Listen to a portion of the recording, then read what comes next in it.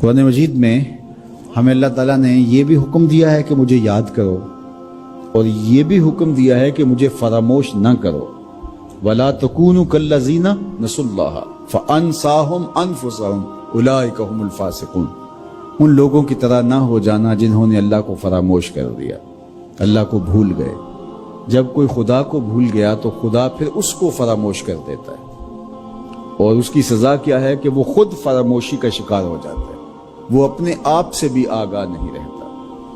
تو ہمیں جو حکم دیا گیا وہ ہے اللہ کو یاد کرنے کا۔ تو یاد کرنے کا ایک مفہوم یہ ہے کہ اللہ جل شانہ کی اطاعت کی جائے، اس کی فرما برداری کی جائے، اس کے احکام پر عمل پیرا ہوا جائے، نہ یہ ہے کہ اس کے احکام کو فراموش کر دیا جائے۔ یقول اللہ تبارک و تعالی، اللہ جل شانہ خود ارشاد فرماتا ہے، یہ حدیث قدسی ہے، فیما یروی عن ربہ، جو حضور اپنے رب سے روایت کرتے ہیں۔ اللہ جل شانہ کیا ارشاد فرماتا ہے، سنیے، انا عند ظن عبدی بی، میرا بندہ میرے بارے جو گمان کرتا ہے میں ایسے ہی معاملہ کرتا ہوں، یعنی بندے کو میرے سے جو گمان ہے تو میں اس کے مطابق معاملت فرماتا ہوں۔ وَأَنَا مَعَهُ إِذَا ذَكَرَنِي، اور جب وہ مجھے یاد کرتا ہے میں اس کے ساتھ ہی ہوتا ہوں۔ جب میرا بندہ مجھے یاد کرتا ہے تو میں اس کے ساتھ ہوتا ہوں۔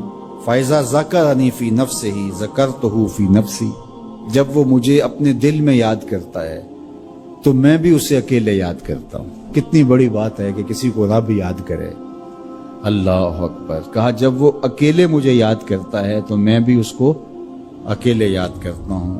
وَإِن ذَكَرَنِي فِي مَلَئٍ ذَكَرْتُهُ فِي مَلَئٍ خَيْرٍ مِّنْهُمْ، اگر وہ مجھے مجمع میں یاد کرتا ہے، لوگوں کے ہجوم میں یاد کرتا ہے، تو میں بھی اسے مجمع میں یاد کرتا ہوں جو اس مجمع سے بہتر ہے، اس اجتماع سے بہتر ہے۔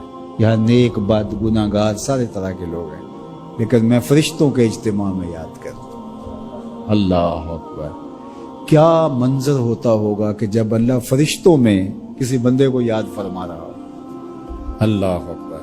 اور ایک حدیث میں جو ہے وہ اس کے پھر آگے لفظ جو ہے یہ ہے، میرا بندہ میری طرف اگر ایک بالشت چل کے آتا ہے تو میں ایک ذرا آتا ہوں، اور میرا بندہ میری طرف اگر ایک قدم آتا ہے 70 قدم آتا ہوں، اور اگر میرا بندہ میری طرف چل کر آتا ہے اتیتہ ہر والا، میری رحمتیں دوڑ کے استقبال کرتی۔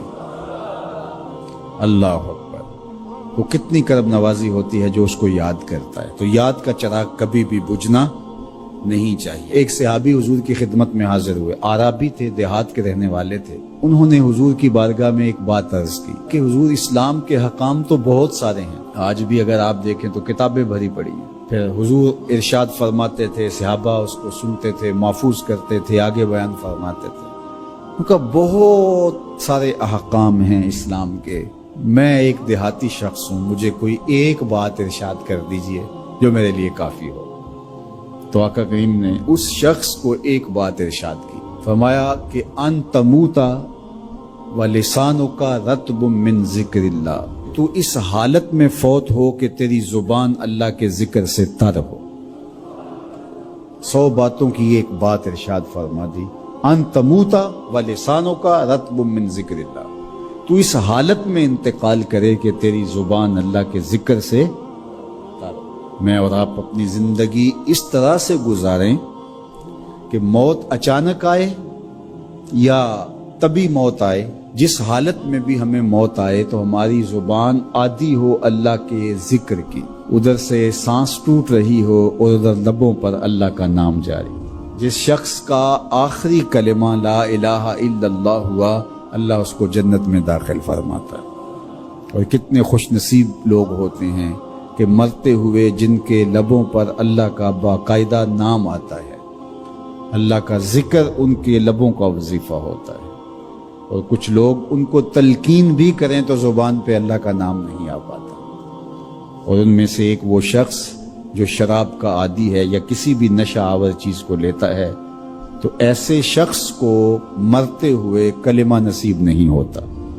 جو اس کو دنیا کے اوپر سزائیں دی جاتی ہیں، ان سزاؤں میں سے ایک سزا یہ ہے کہ مرتے ہوئے اس کے لبوں پہ کلمہ نہیں آتا۔ اور علماء نے یہ بھی لکھا ہے کہ جو بے نماز ہے، نماز نہیں پڑھتا، مرتے ہوئے اس کے لبوں پہ بھی کلمہ جاری نہیں ہوتا۔ اللہ اکبر۔ تو ایک جامع بات ارشاد کر دی کہ ان تموتا ولسانوں کا رطب من ذکر اللہ، تو اس حالت میں فوت ہو کہ تیری زبان اللہ کے ذکر سے تر ہو۔